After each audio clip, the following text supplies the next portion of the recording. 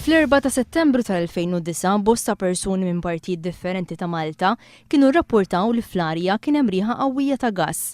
Aktar minn sentejn wara li seħħ il-każ, inkjesta tal-Enna Malta konkludiet li s-sors ta' din ir-riħa kienet kimika bl-isem ta' metil mersabtan li nħarqet mill-istess Enna Malta fil-limiti tal-imġar. B'kollox, 10 ħaddiema tal-Enna Malta mejjuna mit-taqsima tat-tifi tan-nar tal-istess korporazzjoni kienu tqabdu jonħarqu 45 gallun minn din il-kimika li kienu miġbura f'10 tankijiet. Dakinhar l-Enna Malta kienet qalet l-investigatu li sabet li ma kien hemm ebda leakage min-naħa tagħha.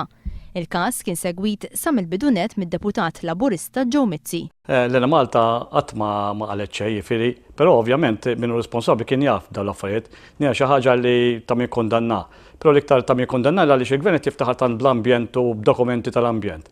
Missa jekk veru jemmen fl-ambjent, jekk veru għalli għandu kuxjenza li jsir inkjesta indipendenti, ħalli toħroġ il-verità u minnu responsabbli għandu jkun responsabbli għal da li sar. Joe Mizzi qal li mhux aċċettabbli li l-Enna Malta ħabiet din l-informazzjoni għal dan iż-żmien kollu waqt li ddeskriva dan il-każ bħala xokkanti. Dan huwa special waste u għandu jiġi tritjat speċjalment f'inċineratur u hemm proċeduri kif isiru, allura il-mod kif sar huwa legali.